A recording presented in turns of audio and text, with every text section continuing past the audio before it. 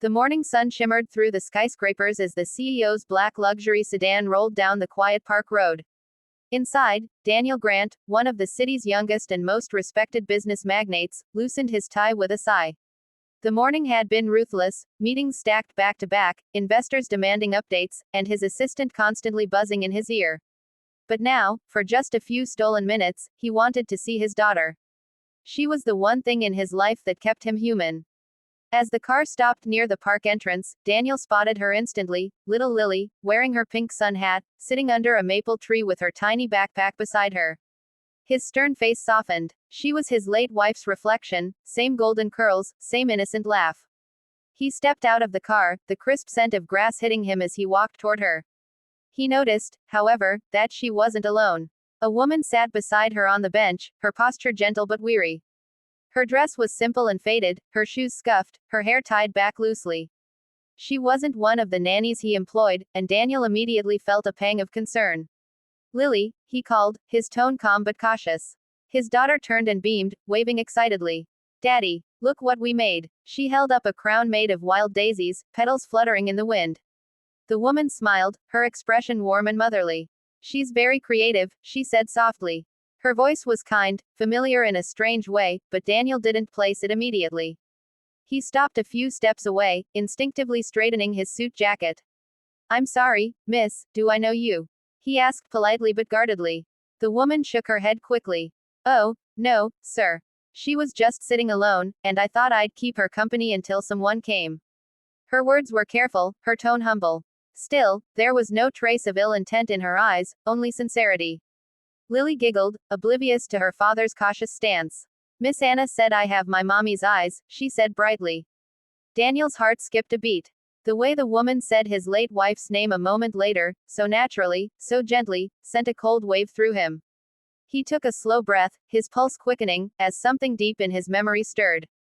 That voice, he had heard it before, years ago, in a hospital room filled with soft lullabies and quiet prayers. Daniel's world seemed to slow down as the woman, Anna, stood before him. The park faded into a distant blur of color and sound. Her name echoed in his mind, dragging old memories from places he thought he'd sealed away forever. His throat tightened. Anna looked uneasy under his gaze. I'm sorry if I overstepped, she murmured, brushing dirt off her dress. Your daughter dropped her doll near the fountain, and I helped her pick it up. Then she asked me to sit with her. I didn't mean any harm. She spoke quickly, as though afraid of being misunderstood. Her hands trembled slightly, though she tried to hide it behind her calm smile. Daniel blinked, trying to find words. He was a man who negotiated billion-dollar deals without flinching, but this unexpected meeting, left him speechless. Anna, he repeated, more softly this time. You said, you were my wife's nurse. She nodded, her eyes lowering. Yes, sir. I worked at St. Clair's Hospital 5 years ago, in the maternity ward. Your wife, Mrs. Evelyn Grant, she was under my care. Her voice wavered, emotion flickering behind her composure. She was so kind to me. I've never forgotten her. Lily looked between them, her small hands clutching the daisy crown. Daddy, Mommy's nurse helped me make this. Isn't it pretty? She said proudly. Her innocent joy made the moment almost surreal. Daniel's heart ached at the mention of Evelyn. He remembered those anxious nights, how fragile his wife had looked after giving birth, pale but radiant as she cradled their newborn. He remembered the quiet nurse who always stayed late, who never seemed to leave the room until he returned from work. She had been gentle, patient, and strangely comforting. Evelyn had once told him, Anna's more than a nurse. She's an angel in disguise.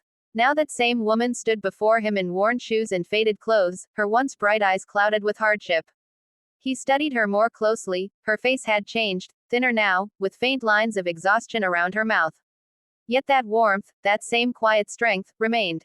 I thought you moved away, he said, finally breaking the silence. After Evelyn passed, the hospital said you'd resigned. No one knew where you went. Anna gave a faint, bittersweet smile. Life took me in a different direction, sir, she said softly. And not a kind one. Her voice cracked, but she quickly composed herself. Still, I never forgot her.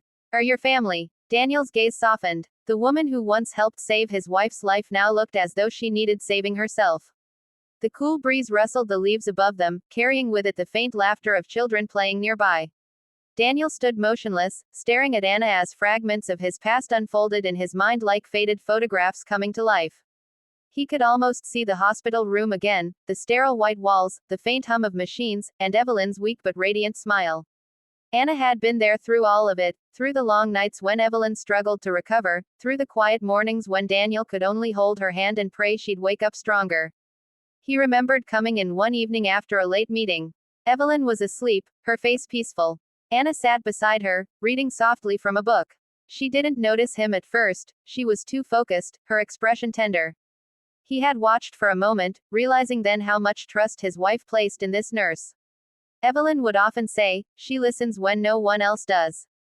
That memory now tugged at something deep inside him, a mixture of gratitude and guilt. After my wife's passing, Daniel began, his voice low, I tried to thank everyone who cared for her, but you were gone. I wanted to. He stopped himself. He wasn't sure what he had wanted back then. Closure, maybe. Forgiveness, perhaps. Anna lowered her gaze, her fingers fidgeting with the hem of her sleeve. I left quietly, she admitted. It was too painful to stay. Mrs. Grant was special to me. She reminded me of my sister, who passed away years ago. After she was gone, I couldn't bear the thought of walking those same halls. She paused, her eyes glistening as she looked toward Lily, who was now playing with the daisy crown again. I always wondered what happened to her baby. I'm glad to see she grew up happy. Daniel's heart clenched at the honesty in her voice. He realized how much she must have cared, not just as a nurse, but as a human being. There was no bitterness, no blame, only quiet remembrance. You've changed her life, he said softly. You changed mine too. You gave me more time with her. Anna shook her head, a faint smile tugging at her lips. No, sir. I just did my job. It was your wife's strength, and your love, that kept her going. Daniel wanted to respond, to say something, anything, but words failed him. For years, he had lived surrounded by wealth, power, and control. Yet at that moment, standing before this humble woman who had once stood guard over the most fragile days of his life, he felt small. All his success seemed meaningless beside the quiet goodness she carried. A heavy stillness lingered between them, broken only by the sound of Lily's laughter echoing across the park. Daniel took a slow breath, his mind spinning with questions he didn't know how to ask. The more he looked at Anna, the clearer it became, life had not been kind to her. Her dress was faded, her hands rough from labor, and there was a weariness in her eyes that no one should carry alone. Yet, beneath all of it, she still held that same calm dignity that had once comforted his wife. Anna, he said finally, his voice quieter now, almost hesitant. Tell me, what happened to you after you left the hospital? She hesitated, her gaze falling to the ground. For a long moment, she seemed to weigh whether to speak. When she finally did, her words came out in a trembling whisper. After Mrs. Grant passed away, I tried to move on. I found work at a small clinic outside the city. But then my husband fell ill, cancer. I sold everything we had for his treatment. When he died, I had nothing left. No savings, no home. She took a shaky breath, forcing a small smile. I came to the city hoping to start again, but it's not easy when no one looks at you twice. Daniel felt a sharp pang in his chest. The woman who had once helped save his family was now struggling to survive. He glanced at Lily, his whole world, playing with a handful of wildflowers. Without Anna, she might not have been here at all. The realization hit him hard, and guilt began to rise in his throat like a tide. You should have reached out, he said softly. I would have helped. Anna shook her head immediately. I couldn't. You'd already lost so much. I didn't want to come back into your life as another burden. He stepped closer, his tone firm but gentle. You were never a burden. You were a blessing. The words came from deep within him, unplanned but true. If it weren't for you, my wife might not have lived long enough to hold our daughter. I owe you more than I could ever repay. Tears welled in Anna's eyes, her composure breaking for the first time. You don't owe me anything, sir. Seeing her, she looked toward Lily, smiling through her tears, seeing her happy, that's enough. Daniel reached into his coat pocket and pulled out a sleek silver business card. No, he said firmly, pressing it into her trembling hands. Come to my office tomorrow. I'll make sure you never have to struggle again. You deserve better. Anna tried to protest, but Lily ran over, placing the daisy crown on her head again. Now you're an angel, the little girl said cheerfully. Anna laughed softly, the sound breaking the heaviness around them.